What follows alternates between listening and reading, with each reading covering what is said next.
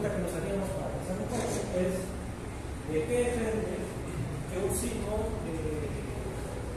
tenga mayor intensidad en cuanto a fuerzas respecto a otro? ¿De qué depende que un sismo dañe más un edificio en función de órganos de las mismas características? El suelo, ¿no? Una de las características es el tipo de suelo. Entonces, es tan importante para depender. ¿Por qué el suelo? Porque en realidad este movimiento que hace la base son aceleraciones, son ondas de disipación de energía, de propagación de energía que se mueven por el suelo y se convierten en aceleraciones. Y como son ondas, van a depender en el medio que se distribuyen. No es lo mismo que las ondas se propaguen en el agua que en el suelo, no es lo mismo que se propaguen en un suelo rocoso que en un suelo arenoso. Entonces el tipo de suelo va a influir en las velocidades en que se propagan estas ondas, en las aceleraciones de las ondas. Pero ese no es otro factor. ¿Qué otro factor influiría? El suelo lo vamos a explicar como que este es el centro, se propagan las ondas, pero acá tenemos un suelo baboso, y acá tenemos un suelo arenoso. Los dos edificios están a la misma distancia, tienen las mismas características, pero uno se va a ver más afectado que el otro por la forma en que se propagan las ondas en el suelo. Ese es un factor. ¿Cuál sería otro factor?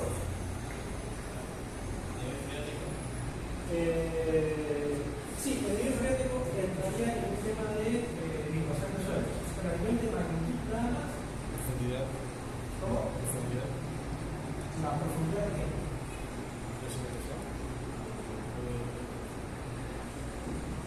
¿Qué pasa si toman dos edificios bajo el mismo suelo? Los dos tienen suelo arenoso. ¿Cuál de estos dos se va a ver más afectados? Este, vamos a verificar, con el suelo. Está más cerca a la zonificación sísmica.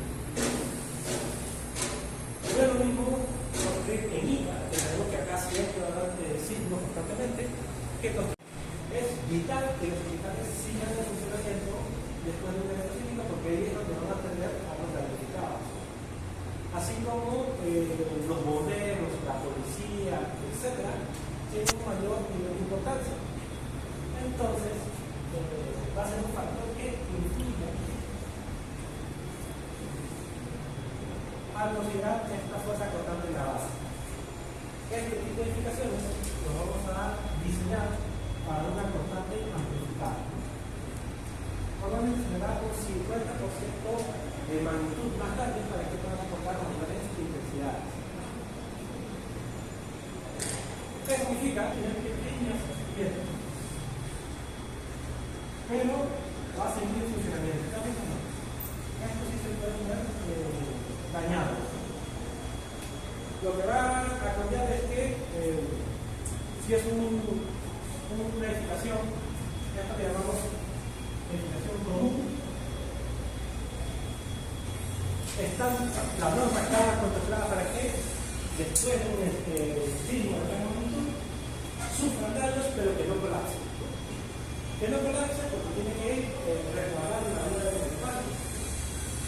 Pero después de que el evento sísmico y ya evacuado el edificio, esa edificación puede quedar inutilizada, es decir, ya no pueden vivir ahí, tendría que reforzarla, repararla.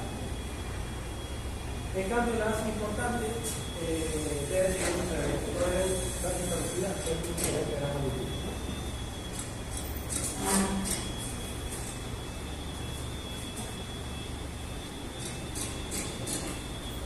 El siguiente factor es que estas ondas sísmicas dependen de la propagación en el material. Si el suelo es rocoso, si el suelo es arenoso. Pero ¿qué pasa cuando ya llegan al edificio? Cuando llegan al edificio, estas ondas van a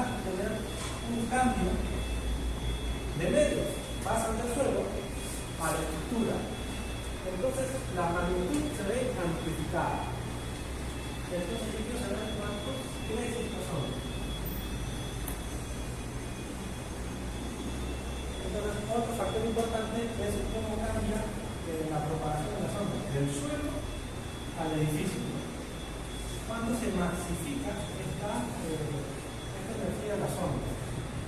A eso le vamos a llamar factor de amplificación. Y por último, otro factor que influye es el sistema estructural. ¿Qué significa? Que hay dos tipos de respuesta en un edificio. Cuando tiene una magnificación, esto puede deformarse así, o puede deformarse así.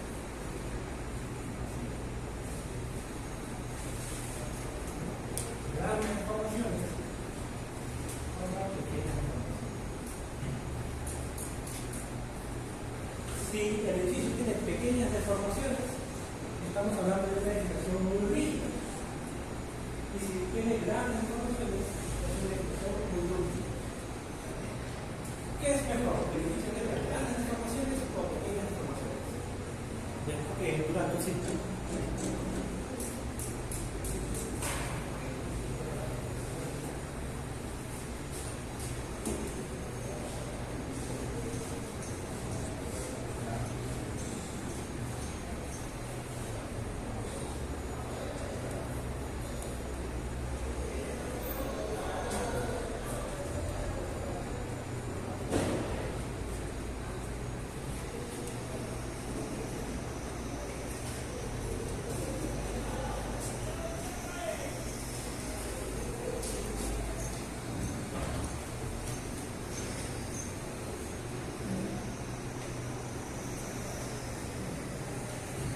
Tenemos dos líneas separadas, una completa, la otra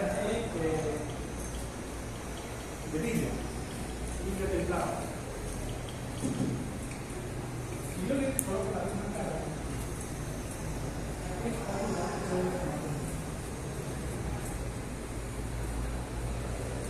este es un material muy rígido, porque es un material muy rígido que no tiene muchas informaciones. Bueno, por esta cara sí, pero no se forma mucho. Entonces, si yo le aumento la carga, tiene otra persona por acá, y otra persona por acá, el vidrio bajo. ¿Y qué pasa cuando falla? Obviamente colapsa y mueve a la película. Cuando yo coloco una persona con el por acá, esto se va a funcionar mucho más. Y en el momento que tienes flexión de esa grieta, obviamente ya no sigues avanzando. Entonces, cuando las estructuras se deforman, avisa. Las vigas, los elementos de concreto abajo, se diseñan con una cantidad equilibrada de acero para que puedan deformarse y agrietarse. ¿Por qué? Porque necesitamos que nos digan en qué momento están llegando a su máxima capacidad. En ese momento nosotros podemos evacuar la agregación. Ustedes ven que esa vía que está ahí, ven que está gritando, ya les va a alarmar de que está posiblemente a punto de fallar.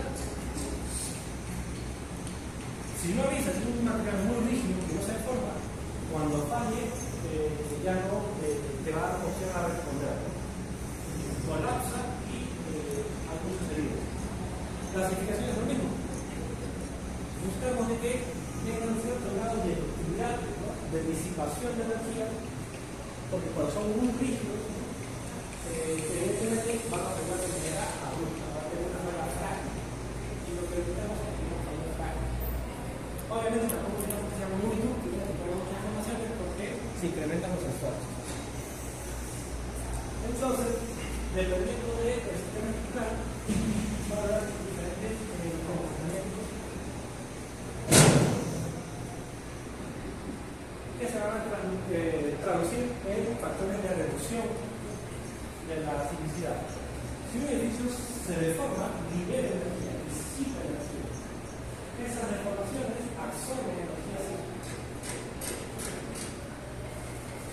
Entonces, si son muy dúctiles, pues un sistema aprovechado. Este es un sistema de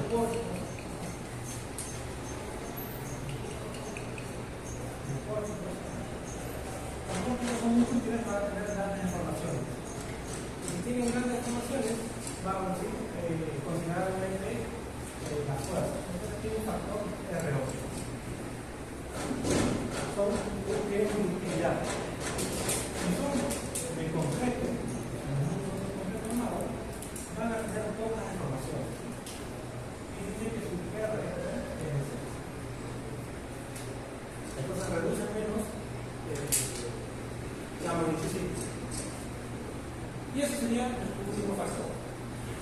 Obviamente para cada factor hay un coeficiente, que la misma no nos va a dar.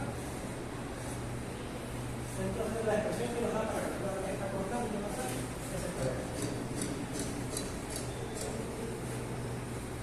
La constante no es más que los parámetros cíclicos multiplicados por el peso de edificación. Mientras más peso tenga un edificio, más grande va a ser esa constante basal. Los parámetros cíclicos, que son estos de acá, son el factor de suelo, perdón, el factor de solidificación cíclica, confiabilidad, factor de uso o importancia, factor de suelo, coeficiente de amplificación sísmica y coeficiente de reducción. Todos estos parámetros son adicionales. Entonces, la constante que está toneladas se va a dar una constante de toneladas. El peso sísmico y la norma dice como constante. Mira, vas a calcular el peso permanente de cada nota más un porcentaje de la categoría. Y este porcentaje va a depender de la categoría. Si la categoría es A, B o C. A significa esenciales, B significa importante y C significa común. Si son categoría A o B, es el 50%. Y si es categoría C, es el 25%. Entonces, si lo dividiendo, simplemente tengo que tomar la carga muerta más el 25% de la carga viva. Es una forma de estimar el peso sísmico. Este peso sísmico se concentra en las rocas. ¿Qué significa que se concentra en las rocas? Significa que, por ejemplo, acá vamos a hablar del peso de el peso 2 y el peso 1. Y va a tomar la mitad del piso inferior más la mitad del piso superior. Todo esto es el mercado del peso 1. El peso 2 va a dar la mitad del piso inferior más la mitad del piso superior. Todo esto entra para el mercado del piso 2 y el piso 3 ya se lo son de materia. Entonces, para el mercado del peso sísmico, se toma la mitad del piso superior más la mitad del piso inferior. Y solo se toma el 100% de la carga muerta más un de la carga viva. Categoría A y B toman el 50%, categoría C el 25%. Conociendo el peso sísmico y los parámetros sísmicos, podemos calcular la constante basal. Es la constante. Y esa fuerza de la tenemos que distribuir en todos los pisos. Esta fuerza la distribuye en el piso 1, el piso 2 y el piso 3. ¿Cómo se distribuye la fuerza a nivel de pisos? A nivel de pisos se va a distribuir según este peso de acá. Además, el peso del nivel multiplicado por la altura acumulada en ese nivel. Dividido entre la suma de estos pesos por estos niveles. ¿Qué significa? El nivel de calcular esta fuerza de ahí.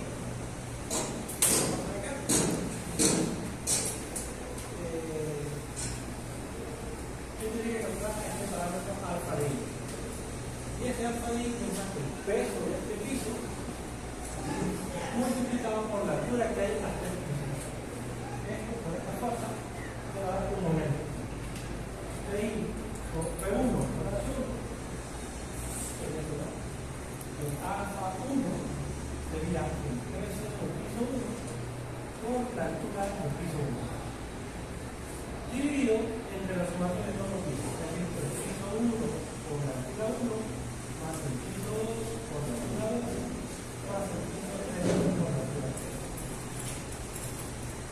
De igual forma, si yo colocar el alfa del piso 2, sería el piso 2 por la altura 2 dividido entre el piso 1 por la altura 1 más el piso 2 por la altura 2 más el piso 3 por la altura 3. Ya se convierte alfa multiplico por la constante. evidentemente nos da las fuerzas de cada nivel.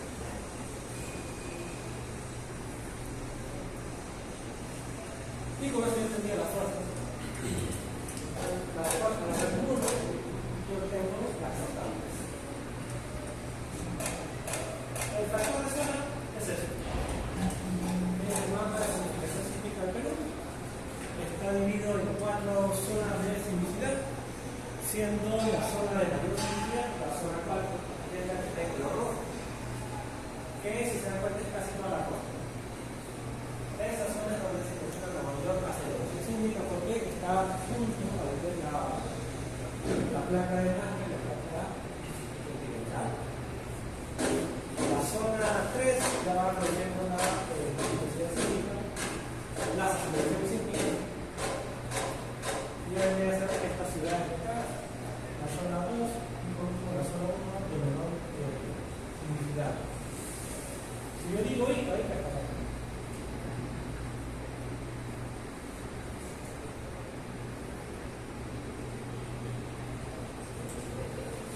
Estamos en zona 4, es decir, cualquier país que sea ICA, salvo este cachito de acá. Este cachito que es una ciudad en zona 3. San Pedro de Guacamaya, ¿no? Es el mismo en zona 3, en zona 4. Y para zona 4, estas son los parámetros que vamos a encontrar. Zona 4. Coeficiente de 0,45. ¿Qué significa ese 0,45? Es un porcentaje de la gravedad, son aceleraciones. Se dice que en esta zona de acá las aceleraciones pueden llegar hasta el 45% del valor de la gravedad, es decir, el 45% de 9,81 metros por segundo cuadrado. Y mientras más te alejas de esta zona, las aceleraciones van a ser menos. En la zona 1 ya nos da el 10% de la aceleración de la gravedad.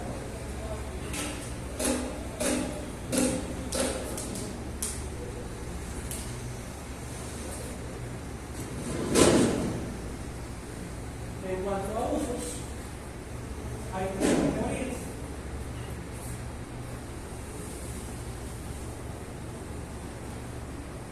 Las indicaciones esenciales, importantes y comunes. ¿Qué grupo entran dentro de las esenciales? La filosofía que menciona la norma son las edificaciones vitales que deben continuar hasta el nivel de gran magnitud. Entonces, todas las edificaciones que no me hagan acá o que cumplan con ese criterio son categorías esenciales. Y obviamente están los establecimientos de salud, públicos y privados, puertos, aeropuertos, estaciones ferroviarias, sistemas masivos de transportes, municipalidades, centrales de comunicaciones, bomberos, fuerzas armadas, policía, etc. Universidades, institutos superiores, todas entran en la categoría esencial. En importantes, el criterio que entra en esta categoría es que alberguen gran cantidad de personas. Y como hay tanta concentración de personas, tienen una categoría superior. Ahí pueden entrar los estadios, los museos, los coliseos, edificaciones que concentren gran cantidad de personas. Por ahí yo le preguntaba a otro valor que no aparece ahí, ¿qué pasa si yo diseñando un gimnasio? ¿Sería esencial? ¿Sería importante? ¿Sería una edificación común? El gimnasio no posee la gran cantidad de personas. Se puede entender que son ambientes de concentración de personas, pero no es como un estado, no es como un concepto. Entra acá y funciona en gran cantidad de personas. Como teatros, están en coliseos, centros comerciales, terminales de buses, museos, bibliotecas. Todo lo demás ya sería una expresión como las viviendas, oficinas. Se entiende que en oficinas también hay concentración de personas, pero no es en gran, no son masivos. Hoteles también, restaurantes, depósitos, expresiones industriales, etc. Obviamente no son todas las categorías, los usos que uno puede diseñar, pero el criterio les queda. Si hay un establecimiento de educación que no figura en la lista, ustedes pueden sustentar de qué categoría va a ubicar. Por ejemplo, si yo digo una oficina para el INEI, almacenamiento de datos del INEI, ¿en qué categoría la pondríamos?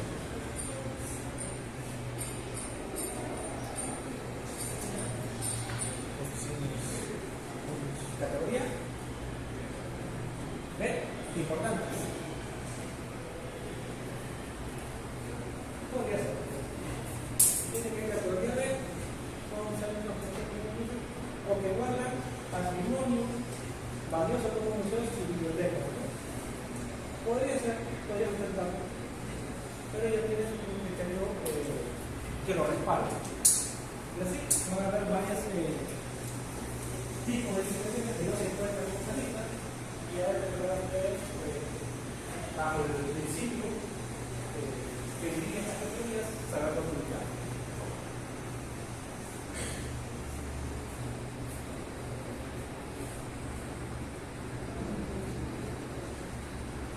El tercer factor de suelo, en el anterior, no tenemos coeficientes. Las categorías esenciales son incrementadas por un 50% en la constante, las importantes un 30% y las comunes no se incrementan nada.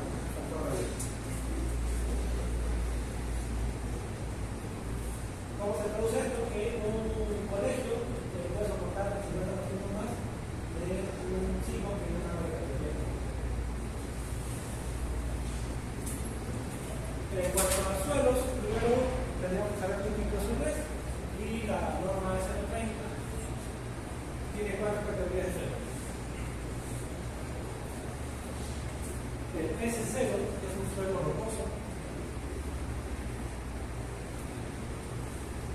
El S1 es un suelo rígido.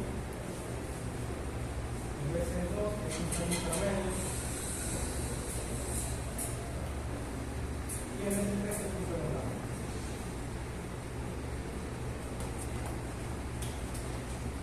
¿Cómo se categoriza un suelo rocoso? Bajo estos parámetros, ¿no?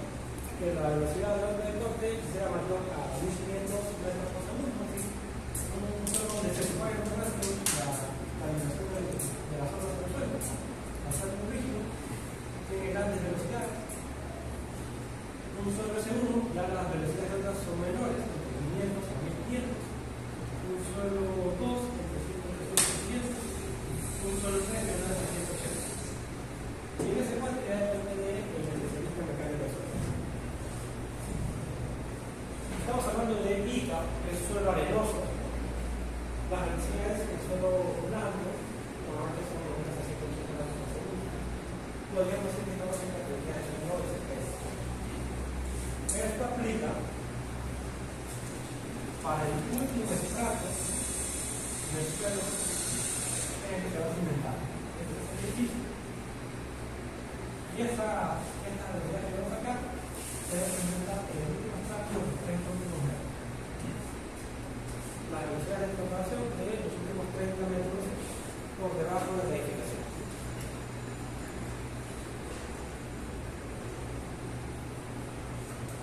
Una vez que conocemos el perfil de suelo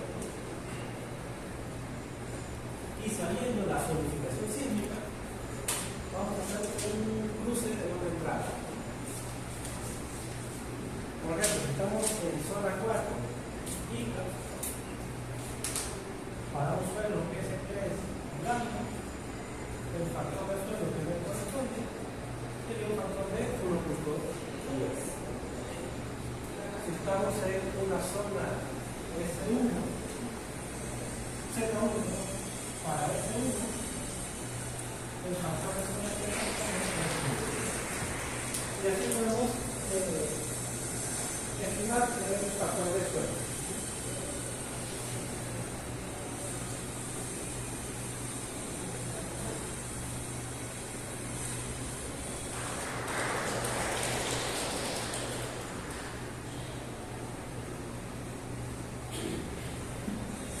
El siguiente factor,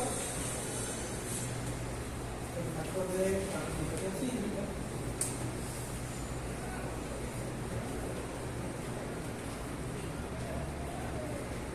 Va a depender de los periodos de migración. Entonces, ¿qué es un periodo de migración para empezar? Imagina que este es un edificio.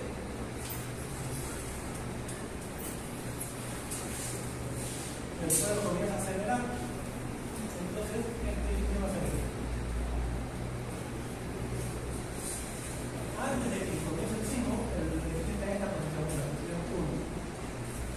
Pero ni bien comienza el sismo, va a empezar a oscilar. El tiempo que tarda desde la posición 1 hasta la posición 2, ir a la posición 3 y regresar a la posición 1, todo ese tiempo que tarda. Ese es el periodo de migración.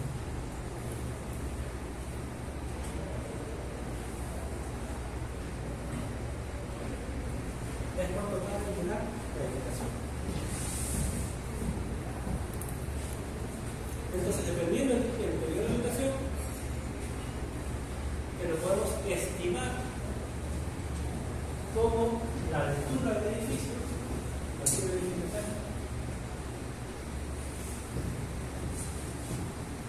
dividido en un coeficiente CP. El coeficiente CP corresponde al sistema general. Entonces dice que el CP va a valer 35 para edificios compósitos de efecto más, sin uso de software, o pórticos útiles de 0,9 va a valer 45 para pórticos transformados, pero con muros, y va a valer 60 para edificios de alrededor. Acá es bastante. Entonces nosotros podemos estimar el periodo de migración de un edificio solo conociendo la altura y conociendo el sistema estructural que sería a la medida. Ponte un edificio de, vamos a poner 4 pisos. ¿Cuál es la altura entre un piso y otro? Nuestra vivienda.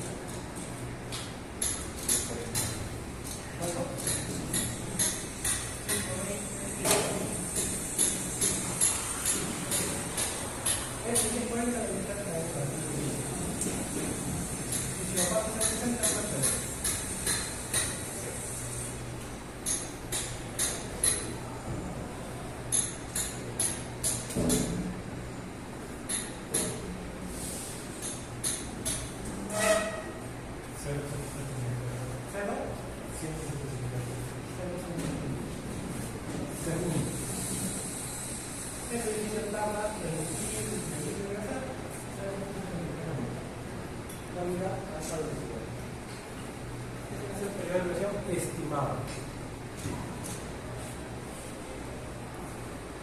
¿Para qué me sirve eso? Para saber determinar el valor C. Ahora tenemos algo así.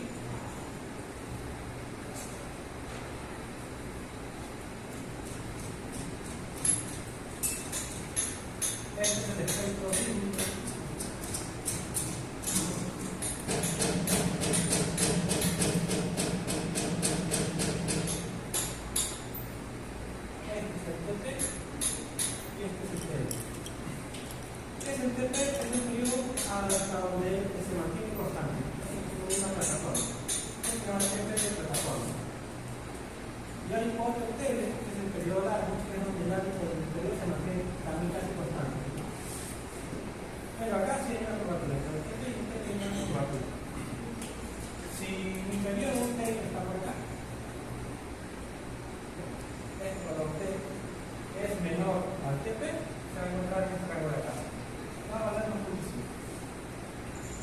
Si T es menor a TP, vale 2.5%. Si es mayor a TP, pero menor a TP, es decir, cayó por acá, esto yo lo calcular como 2 2.5 por el periodo de la plataforma entre el periodo calcular. Y si cayó mayor a 3, el T es mayor a 3, por acá.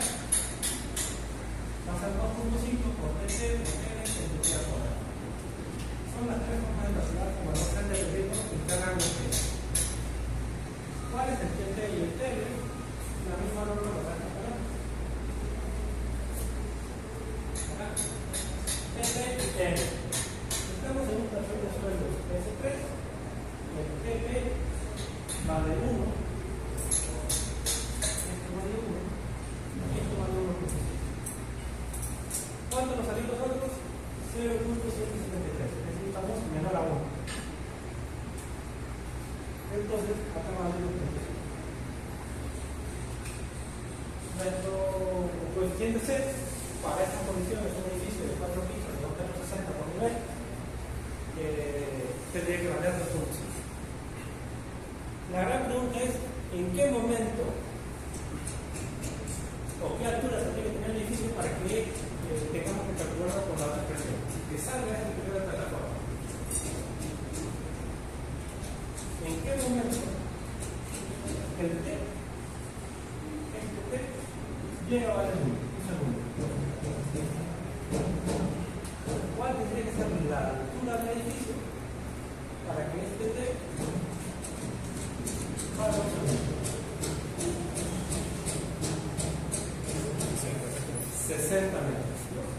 Entonces, para edificios de poca altura, 4, 5, 6, 8 pisos, siempre va a valer 2.5.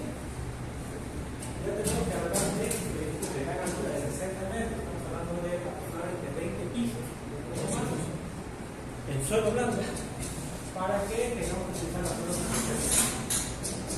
Obviamente que si ya es un suelo roca, el 0.3 es más fácil de llegar a la roca. El 0.3 tiene que empezar como 20 metros abajo, que puede ser como 4 o 5 pisos. Normalmente tomamos 2.5 porque las estimaciones de la materia de por sí están limitadas a 15 metros.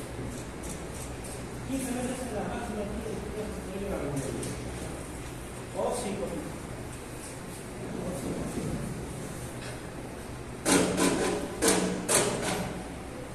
No puedes construir un edificio de 8 o 9 pisos porque la norma no te permite. Si han visto edificios de más de 5 pisos, han ido en contra de la norma. ¿Hasta ahí todo?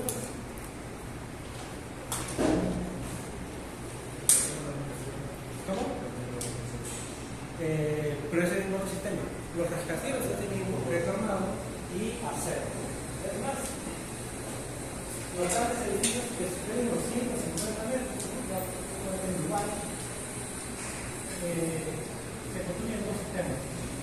Todo esto es en concreto normal y todo esto es acero.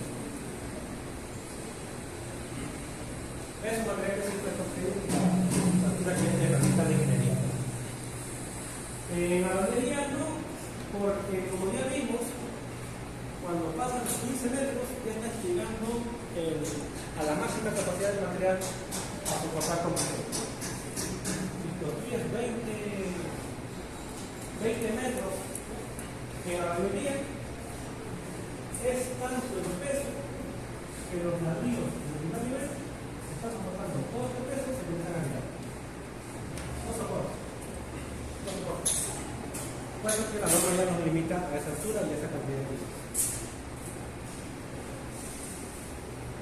A menos que lo justifique con un nivel de un ladrillo con cierta característica que se puede manejar.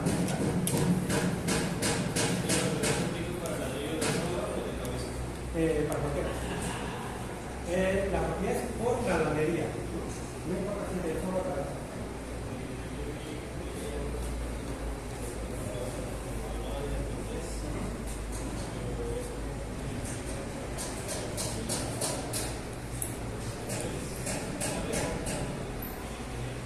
Cuando hacemos diseño, diseñamos al material independientemente de la dimensión. Entonces diseñamos para este parámetro. La ausencia de compresión del ladrillo es de 65 kilogramos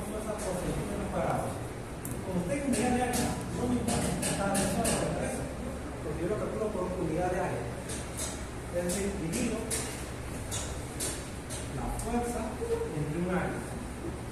Entonces ya no me importa si está en el software porque las resistencias son por centímetros cuadrados de superficie negativa.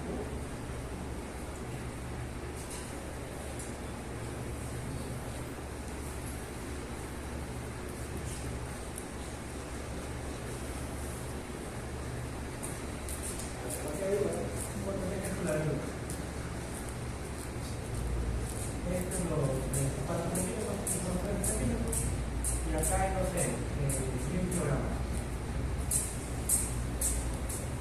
El esfuerzo va a ser de estas dimensiones. Es decir, no importa si lo digo así o si lo digo así. Sigue siendo la misma carga y sigue siendo la misma. No depende de la pared.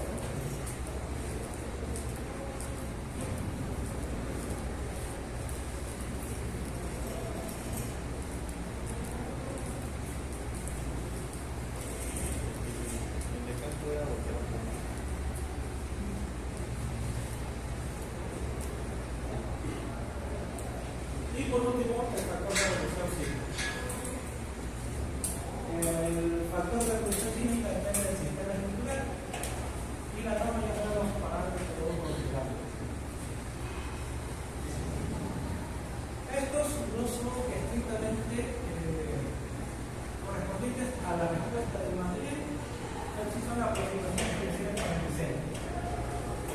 Es decir, si yo calculo la utilidad de un sistema estructural, no voy a tener la PDI, pero sí son bastante aproximadas. Lo que me interesa ahorita no es el acero, no vamos a conseguir el acero, pero si quieren saber qué sería esto, tampoco en concreto armado, lo que me interesa es esto. El factor R para la minería, que más es un R de 3. ¿Qué se entiende que el R sea tan poquito? Comparado con los demás R, 8, 5, 4, 7, 4, 8. El ladrillo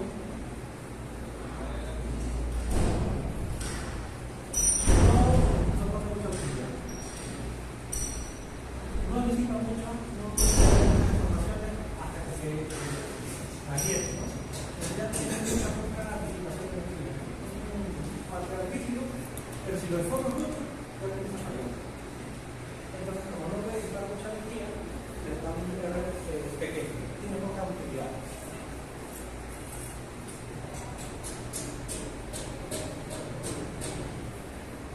SR normalmente se castiga.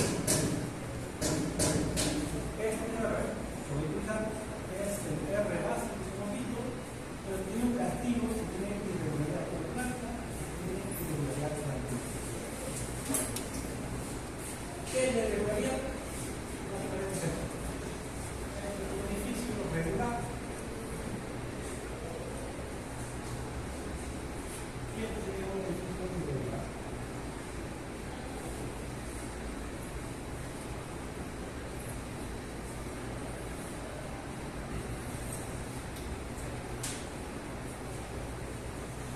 Puede tener irregularidad a nivel de altura o puede tener irregularidad a nivel de grado. ¿Por qué se castigan los edificios irregulares? Los edificios irregulares se castigan porque se vuelven impredecibles. Si yo necesito calcular, ¿no? Los esfuerzos que se producen en estos elementos, los momentos, las constantes, las observaciones, en un edificio irregular yo puedo tener bastante acercamiento a los valores reales. Son muy predecibles. Utilizando computadoras podemos estimar con mucha precisión estas podemos estimar realmente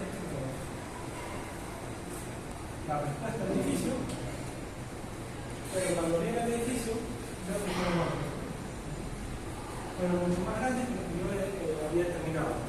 ¿Por qué? Porque las irregularidades pueden aparecer de esfuerzos adicionales. Entonces, la norma que va a castigar estos edificios es un factor de seguridad que le va a quitar un porcentaje